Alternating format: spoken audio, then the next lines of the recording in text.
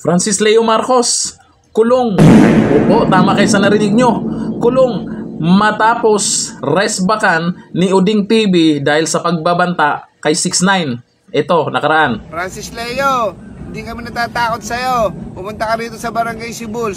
Kaharap ko si 6ix9ine para makita natin kung ano hinahanap natin pare-pareho. Ayan, Ano? nang dahil dyan, alam nyo ba kung anong nangyari? Nasaan na nga ba si Francis Leo Marcos?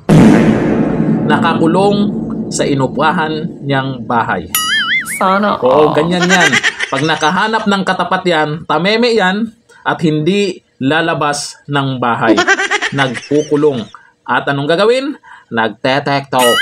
TikTok. Kasi yun lang naman yung source of income niya. TikTok. Magkunwaring mayaman sa TikTok. Sa mga nagtatanong, bakit mo laging binabanatan yan? Si Francis Leo Marcos. Isa din po ako na binantaan yan. Simula po nung pandemic pa, marami na pong binantaan yan. Netong bago lang, ilang buwang nakalipas, ay isa po ako sa binantaan. Ito po. Ayan.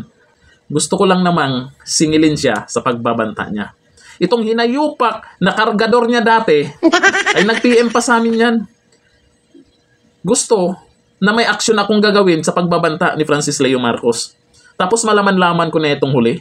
Kargador niya ha, kargador. Yung, kumbaga ay, ang sabi, sekretary daw. Pero ang sabi ni Francis Leo Marcos, kargador daw niya ng bigas yan. Pinulot kita sa labas ng Green Meadow. Gutom ka, di ba?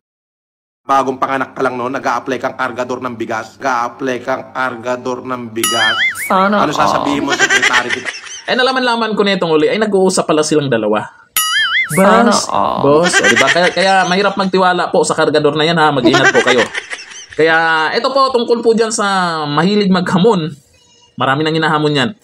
At sa totoo lang po, mayroon na pong umuwi po galing ibang bansa para hanapin o puntahan or harapin itong pagbabanta ni Francis Leo Marcos. Nagtatago po yan. Hindi po lumalabas sa bahay niya. Hindi mo naman pwedeng, hindi po natin pwedeng puntahan sa bahay niya kasi siyempre private po yun. Tayo po ang mapasama at pwede tayong ipadampot niya, di ba? Kaya itong budol na Francis Leo Marcos na to, intindihin na lang po natin. Kasi sa ngayon po kasi, itong mga lumipas na araw, ay talagang stress yan. Pag stress yan, ganyan, mainit ang ulo. Minsan baka iinom na ulit po ng Sundrox yan. Ayon po, sa dati niyang kargador, umiinom po ng Sundrox itong si Francis Leo Marcos.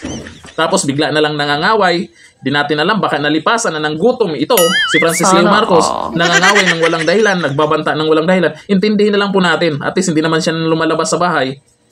At least hindi makakagat ng ibang tao. Ay, hindi, tao pala yan, no? Hindi makagagat.